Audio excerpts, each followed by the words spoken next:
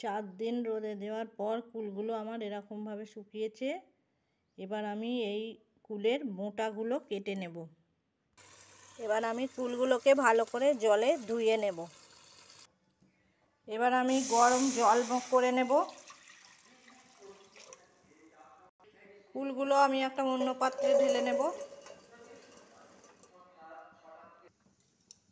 জল আমার এরকম গরম হয়ে গেছে। এবার আমি এই জলটা এই কুলের মধ্যে ভিজিয়ে রেখে দেব 1 ঘন্টা। এবার আমি কড়াইয়ের মধ্যে দিয়ে দেব গুড়। গুড়টা খুব সুন্দর আমার কুলের আচার করার জন্য। গুড়টা একদম খুব সুন্দর, কালারটা খুব ভালো গুড়ের। ওই গুড়গুলো দিয়ে দেব প্রথমে।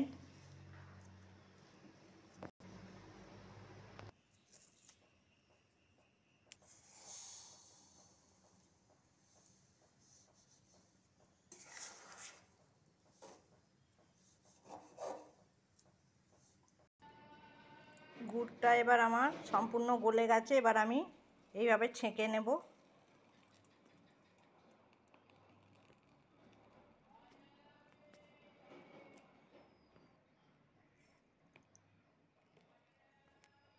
এই ছাঁকনিতে যে নোংরাগুলো পড়েছে এগুলো আমি ফেলে দেব।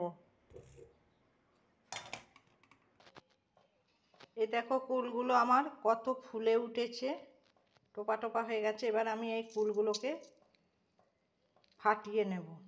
এইভাবে প্রতিটা কুলকে আমি ফাটিয়ে নেব।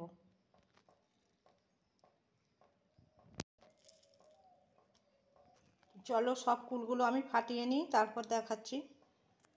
1 ঘন্টা গরম জলে ভিজিয়ে রাখার পর আমি কুলগুলো এইভাবে ফাটিয়ে নিয়েছি। কড়াইতে আমি দিয়ে দিলাম সরিষার তেল।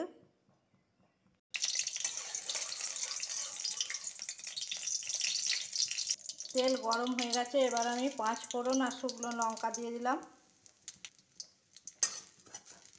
5 ফোড়ন শুকনো লঙ্কা ভাজা হয়ে গেছে। এবার আমি কুলগুলো দিয়ে দেব।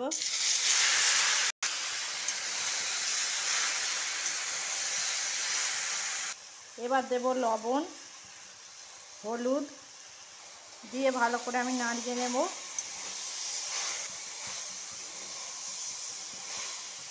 লবণ হলুদ মেশানো হয়ে গেছে। এবার আমি ছেঁকে রাখা গুড়টা দিয়ে দেব। সব গুড়টাই আমি দিয়ে দেব। আবারও আমি মিশিয়ে নেব।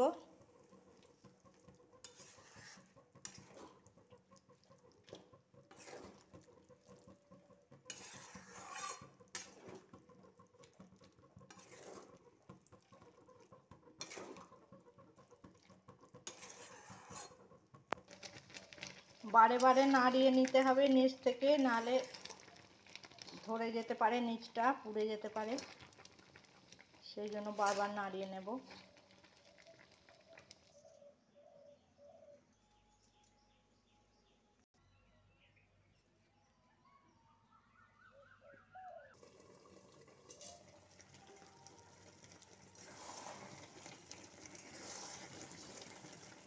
আর একটু হবে। আচারটা আমার একদম রেডি হয়ে গেছে। এবার আমি ওপর থেকে বিট লবণ ছড়িয়ে দেব, নাড়িয়ে দেব। এবার আমি গ্যাস অফ করে দেব।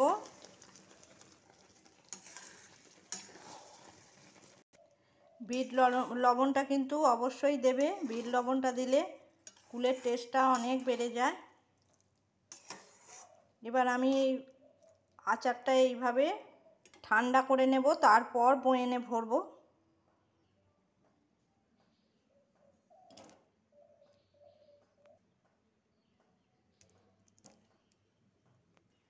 এবার আমি ওপর থেকে আবারও বিট নুন ছড়িয়ে পরিবেশন করব।